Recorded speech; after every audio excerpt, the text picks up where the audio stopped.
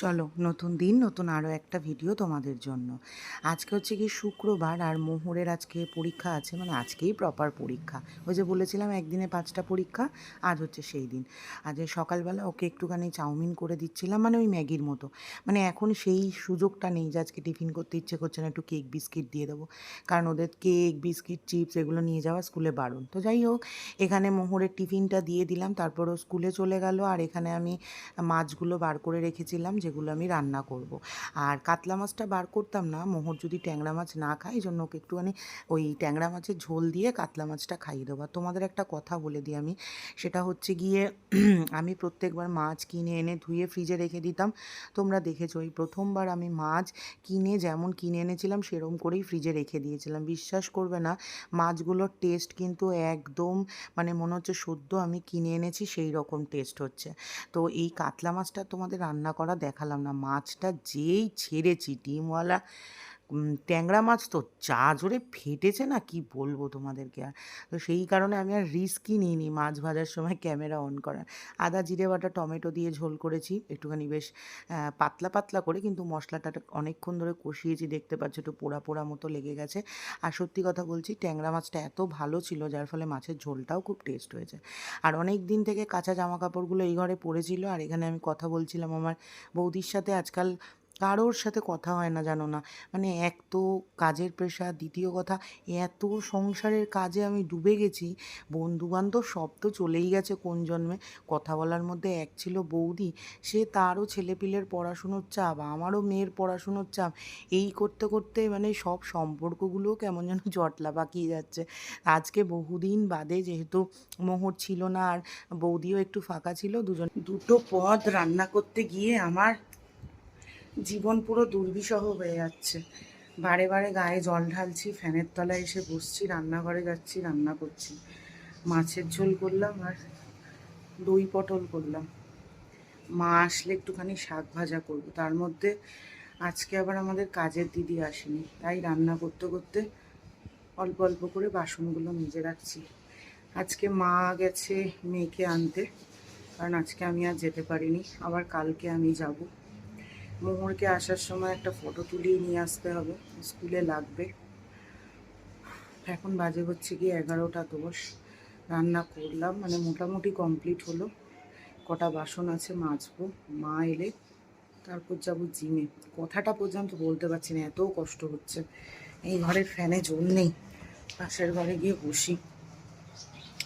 আমি ভাবছি 30 তারিখ থেকে সব স্কুল ছুটি করে যাচ্ছে, কিন্তু মুহূর্তের মনে হচ্ছে না 30 তারিখ থেকে ছুটি পড়বে। ওদের মনে হচ্ছে 12 তারিখ বা 20 তারিখ থেকে ছুটি পড়বে। এই গরমে ওদের স্কুলে পাঠানো আরও চাপের ব্যাপার। তারপরে আবার ছুটি দিলেও ভাবছি যে 2 দিন স্কুল হয়ে যাওয়াও ভালো, তাতে করে কিছুটা পড়াশুনো যদি দিয়ে দেয় তাহলে 1 মাস অন্তত পড়াশুনো করতে পারবে, নইলে গরমের ছুটিটা পুরো বেকার হয়ে যাবে। এত কষ্ট হয় না মোহরের স্কুল থেকে বা মানে ওই অটো স্ট্যান্ড পর্যন্ত প্রায় 15 মিনিট, অতটা হাঁটতে হেঁটে আসতে হয়। মাকে বলেছি ভোলা পর্যন্ত এসে রিক্সা করে চলে আসতে, এতটা হেঁটে মানে অটোর জন্য দাঁড়িয়ে থাকতে হবে না। অসম্ভব গরম পড়েছে। আর তোমাদেরকে বললে বিশ্বাস করবে না, আমাদের ঘরটা এত গরম, এত গরম না, রান্নাঘরটা যেহেতু ছোট, হিট চেম্বার হয়ে যায় গরমকালে। কোনো রকম কাজের এনার্জি পাচ্ছি না, কি বলবো আর। ভিডিও করতেও ইচ্ছা করছে না, আর ভিডিও না করলেও দুপুরবেলা তো দুটো খেতেই হবে। ওই জন্য রান্নাবান্নাও সেরকম নেই। এই বাজারে গেছিলাম, মাছের বাজারে, সব ছোটোখাটো মাছ নিয়ে এসছি। সেরকমভাবে কোনো বাজার হাটও করে ইচ্ছে করে ভাল লাগছিল না। চলো দেখতে থাকো সারাদিনের ভিডিও, কত দূর কী গরমে করতে পারবো জানি না। কালকেই 2 দিন মোহরের ছুটি আছে, শনিবার আর রবিবার 2 দিন মোহরের ছুটি আছে। তো দেখা যাক কী হয়, চলো। তো তোমাদের সাথে বকবক কমপ্লিট করে যে কটা বাসন ছিল রান্নাবান্নার সেগুলো আবার মেজে নিলাম। কি বলবো তোমাদের, দেখো আমি মাকে বলে গেছি মা শুধু শাক ভাজাটা করবে, মা এসে আবার শাক ভাজার সাথে সাথে পেঁপে ঘন্ট করেছে। পেঁপে ঘন্টটা কিন্তু আমাদের মেনুতে ছিল না, মা করেছে, আর অল্প একটু পেঁপে পড়েছিল। আর সত্যি কথা পেঁপে ঘন্টটা খুব ভালো হয়েছে। লাউ ঘন্ট, পেঁপে ঘন্ট এগুলো মা একদম সিম্পল ওয়েতে এত সুন্দর করে না, শুধু কালো জিরে কাঁচা লঙ্কা ফোড়ন দিয়ে। দেখাবো একদিন তোমাদেরকে, অনেকেই চেয়েছো রেসিপিটা দেখতে। তো এখানে বাসন কোসন বাসনগুলো সমস্ত কিছু মেজে ধুয়ে রেডি করে নিলাম। আর তারপরে মোটামুটি কাজ আমার এই মুহূর্তে কমপ্লিট হলো। আর তারপরে এখানে তোমার ভাবছিলাম যে একবার ইয়েটা মুছে যাব, কি বলো ওর নাম, গ্যাসটা। তারপর ভাবলাম যে থাক, দরকার নেই, মা তো আবার শাক ভাজা করবে, তা এরই মধ্যে কাতলা মাছটা ভেজে নিলাম। আর রান্নাঘরে না, বিশ্বাস করো, দাঁড়াতে ইচ্ছা করছে না। আমি জিম থেকে এসে স্নান করলাম, স্নান করাই যা, যতক্ষণ গায়ে জল ঢালা ততক্ষণ ঠান্ডা, তারপরেই রেখেছি। চলো দেখিয়ে দিই ফাইনালি কী কী রান্না হলো আজকে। এই যে এখানে রয়েছে ভাত, এখানে রয়েছে হচ্ছে গিয়ে ট্যাংরা মাছের সেই ঝোলটা, এখানে কালকের একটু শিঙি মাছের ঝোল রয়েছে। মাকে এখানে শাক করতে বলেছিলাম, আমি তো সব রান্না করে দিয়েছি, মাকে শাক করতে বলেছিলাম, মা তো শাক করেইছে। তার সঙ্গে এখানে আবার একটুখানি পেঁপে ছিল, পেঁপেটার আবার ঘন্ট করে রেখেছে। আর এই যে মোহরের মাছ ভাজা আর দই পটল, এই হচ্ছে গিয়ে আজকের রান্না বান্না। গরম লাগছে না, খাবার দাবারও খেতে ইচ্ছা করছে না, ভাল লাগছে না কিছু। ভিডিও কি করব আমি জানি না, আজকে একদম অল্প কটা ভাত নেব, কারণ সত্যি কথা আমি লাস্ট 2-3 দিন ধরে বড্ড খাবার নষ্ট করছি, ভাত ফেলছি, আজকে একদম অল্প করে এই জন্য ভাত নেব। চলো এখন মোহরকে খাওয়াবো, তারপরে আমি ভিডিও করতে বসবো। এখন দিনের বেলা মোহরকে টিফিন দিয়েছিলাম, একটু খেয়েছে, জাস্ট অল্প একটু, বাকিটা নিয়ে চলে এসছে। আমি বলেছি সন্ধ্যেবেলা তো কিচ্ছু করে দেবো না, এই চাউমিনটাই গরম করে দেবো, ওইটাই খাবি। এটাকে এখন গরম করছি। আর এখানে আমার জন্য বসিয়েছি চা। আর এই যে মহারানী এখন ঘুম থেকে উঠলেন, বাবা কি ক্লান্ত, বাপরে বাপ, দেখি একটু চাপ্পানা মুখ। চলো যাও ঘরে। আজকে ভাবছি রাত্রির বেলা একটুখানি রান্না করে রাখবো, নাহলে দিনের বেলা না খুব কষ্ট হচ্ছে। এখানে একটুখানি ডাল বসিয়েছি, মুগের ডাল বসিয়েছি, উচ্ছে দিয়ে করব মুগের ডাল। আর নিচের দোকান থেকে এখন একটু বাজার করে নিয়ে আসলাম, এখন আর বেশি সবজি আনছি না, অল্প অল্প করে একটু পুঁই শাক, লতি, তারপর তোমার সজনে ডাঁটা, পাতিলেবু, ক্যাপসিকাম, এটার মধ্যে একটা ছোটো সাইজের ইঁচড় পেয়েছি, এই তারপরে পটল, পেঁপে, এসব একটু নিয়ে আসলাম। সবজিটাই বেশি খাওয়া হচ্ছে। আর এখানে ওই তোমার আমার ওই ড্রিঙ্কটা শেষ হয়ে গেছে, ওইটাই বানাবো, সেগুলো সব নিয়ে এসেছি, দেখাবো। এই যে বসিয়েছি ডাল, সজনের ডাঁটা দিয়ে আর উচ্ছে দিয়ে ডাল করব। এই যে বলছি দাঁড়া, ডালটা সোমবার দিয়ে দিয়েছি, একটু পাতলা পাতলাই করব তেঁতোর ডালটা।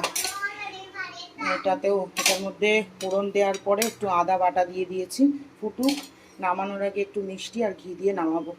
এদিকে ডাল হয়ে গেছে, এদিকে ভাজবো হচ্ছে কি ভেন্ডি আর আলু। এই যে আলু কেটে রেখেছি, ভেন্ডি একটু কালো জিরে আর পেঁয়াজ দিয়ে ভাজবো।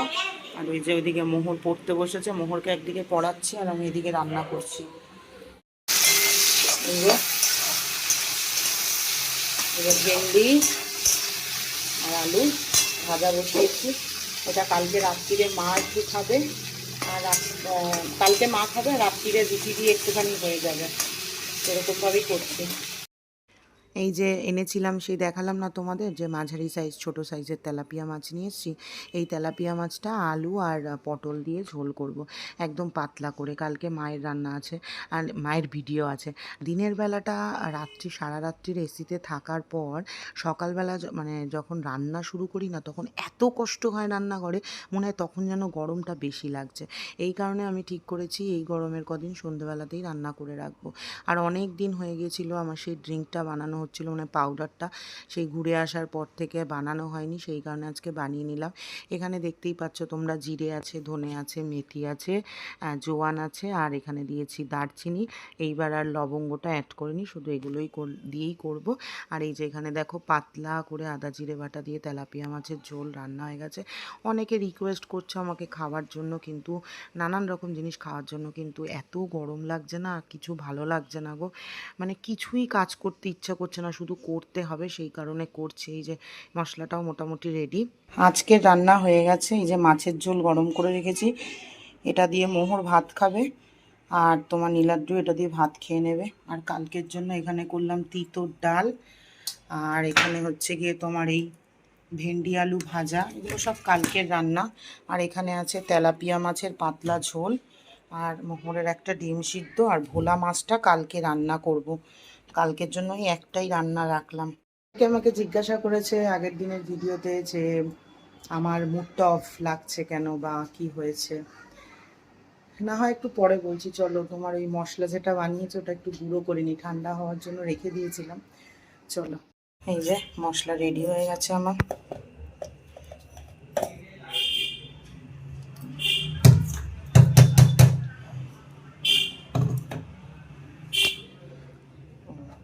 সেই বৃন্দাবন থেকে আসার পর থেকে না মশলাটা ছিল না, আজকে বানিয়ে রাখলাম। 1 মাস হয়ে যায় আমার। এবার রান্নাঘরটা পরিষ্কার করে নিই, চলো। আমার কাজকর্ম শেষ হলো, আমি ফ্রেশ হয়ে এই জাস্ট এলাম। আর সারাদিনে যে কতবারই গরমে স্নান করছি তার তো কোনো ঠিক নেই, বলেছি তোমাদের আগেও। তো কালকের জন্য একটু রান্না রেখে দিলাম মোটামুটি। আর কালকে মোহরেরও ছুটি, আমারও চাপটা চিন্তাটা একটু কম। আর অনেকে জিজ্ঞাসা করেছো আমাকে যে দিদি তোমার কি হয়েছে আগের দিনের ভিডিওতে। কি হয়েছে সেটা তো সবসময় বলা যায় না, কারণ ক্যামেরা অন করে নিজের কিছু ব্যক্তিগত ব্যাপার সেটা সোশ্যাল প্ল্যাটফর্মে আলোচনা করলে আমাকে যারা দেখে হয়তো তাদের মধ্যে 30% লোক সেটাকে ভালো মতো নেবে, 70% লোক সেটাকে নাও নিতে পারে ঠিকঠাক করে। আমি যখন আমার প্রবলেম বলবো, একজন আমাকে একদিন একটা খুব ভালো কমেন্ট করেছে যে তুমি যদি কখনো তোমার প্রবলেম বলো সেটা ক্রিটিসাইজ অন্য লোকেরা করতেই পারে। তো সেই কারণে আমার মনে হয় যে প্রয়োজন নেই আপাতত, এখনও প্রয়োজন মনে করছি না আমি নিজের সমস্যাগুলো বলার। তবে কি বলতো, একটা সমস্যা আমার ছোটোবেলা থেকে আমার না প্রচণ্ড পরিমাণে, এখন যেটাকে আমরা নাম দিই অ্যাংজাইটি, আমার ছোটোবেলা থেকেই না কিছু সমস্যা রয়েছে। আমার ছোটোবেলাটা তো খুব একটা সুখকর ছিল না, তো তখন থেকেই না আমার কিছু অ্যাংজাইটি কাজ করে। মানে আমি খুব বেশি চিৎকার চেঁচামেচি, খুব বেশি চেল্লামেল্লি বা খুব ঝগড়াঝাঁটি, এগুলো কোথাও হলে না আমার ঠিক এই জায়গাটাতে না মানে পেন হওয়া শুরু হয়ে যায়। মিনিট 4-5 জন্য আমার মানে হার্টবিটটা প্রচণ্ড বেড়ে যায়, প্রচণ্ড মানে প্রচণ্ড বেড়ে যায়। তো তারপরে মাথা ঘোরানো, বমি বমি পাওয়া, কোনো কিছু নিয়ে বেশি চিন্তা করলে, এগুলো তো রয়েইছে ছোটোবেলাকার সঙ্গী। তবে ইদানিং এই জিনিসটা আমার কি হচ্ছে, অতিরিক্ত পরিমাণে বেড়ে যাচ্ছে। আমি ধরো যে কোনো একটা কোনো বিষয় আমি শুনলাম, সেটা নিয়ে আমি এতটাই চিন্তা করা শুরু করে দেবো, আমার রাত্রিবেলা ঘুম আসবে না, বা আমার ভালো লাগবে না, কন্টিনিউয়াসলি ওটা নিয়ে আমি চিন্তা করতে থাকবো বা এরকম কিছু। তো আমার মেয়ে, মানে আমার সন্তান, আমার স্বামী বা আমার মা বা আমি, আমাদের 4 জনের জীবনে কোনো রকম ঠাকুরের আশীর্বাদে এই মুহূর্তে সমস্যা নেই, তোমাদের ভালোবাসায়। হ্যাঁ, স্বামী স্ত্রীর মধ্যে ঝগড়াঝাটি তো সেটা একটা কমন ব্যাপার প্রত্যেকটা ফ্যামিলি। তুমি এটা কেন করে দিচ্ছ না, তার মধ্যে এখন তো গরম, আমার মাথা এমনি সবসময় কি বলবো, টেম্পার সবসময় উপরে থাকছে গরমের জন্য। তো এইগুলো নয়, আমি অন্যান্য সমস্ত জিনিসপত্র নিয়ে অনেক বেশি একটু টেনশানে রয়েছি, যেটার জন্য মানে বলতে পারো যে ভবিষ্যৎটা নিয়ে একটু চিন্তায় রয়েছি, কি হতে চলেছে, কি হবে। মানে ফাইন্যান্সিয়াল ক্রাইসিস এইসব কিছু নয়, কারণ আমি জানি, আমি আগে বহুবার বলেছি ইউটিউব আজ আছে কাল নেই, আমি এটা নিয়ে চিন্তা করি না। বাট অন্যান্য সমস্ত জিনিস, পারিপার্শ্বিক পরিবেশ, সেসব নিয়ে একটা কি বলবো, একটা সবসময়ের জন্য একটা একটা মুড অফ, মানে মানে এই জায়গাটাতে থাকছে, কিন্তু বার করতে পারছি না। অনেকগুলো বাউন্ডেশন থাকে তো প্রত্যেকটা মানুষের লাইফে, সেটাই হচ্ছে ব্যাপার। জীবনে একটা জিনিস সবসময় মাথায় রাখবে, কোনো মানুষ যেন তো সব দিক থেকে কখনো হ্যাপি হয় না। ভগবান কাউকে সব দিক থেকে সব সুখ দেয় না, এই কথাটা আমার দাদু খুব বলতো। তো আমিও হয়তো চেষ্টা করি নিজের মতো করে ভালো থাকার, বাট তো দাঁড়াও, তো কোনো কোনো সময় সেটা আর হয়ে ওঠে না। আর আমি বাদ বাকিদের মতো এটা আমার কোনো কালেই হয় না যে আমার মনে এক আর আমার মুখে এক। আমি যখনই একটুখানি মানে লো ফিল করব, সেটা আমার কথাবার্তা বা আমার ফেস এক্সপ্রেশনেই তোমরা বুঝতে পারবে। আমি খারাপ থেকে ভালো থাকার অভিনয়টা আমার দ্বারা ঠিক হয় না। এখন আমি সত্যি কথা বলতে একটুখানি ডিপ্রেসড রয়েছি, একটু না অনেকটাই। তো যাই হোক, ছাড়ো, বাদ দাও। বললাম না, নিজের সমস্যা বলে তোমাদের আর সমস্যা ফেলতে চাই না। ঠাকুরের ওপর ভরসা আছে, আগামী দিনগুলো হয়তো ঠিকঠাক হয়ে যাবে। তো চলো, আজকের মতো এখানেই ভিডিও শেষ করি, কারণ এখন এই গরমে না সবসময় ক্যামেরা অন করে থাকাটাও খুব চাপের হয়ে যাচ্ছে। তো আজকের মতো টাটা।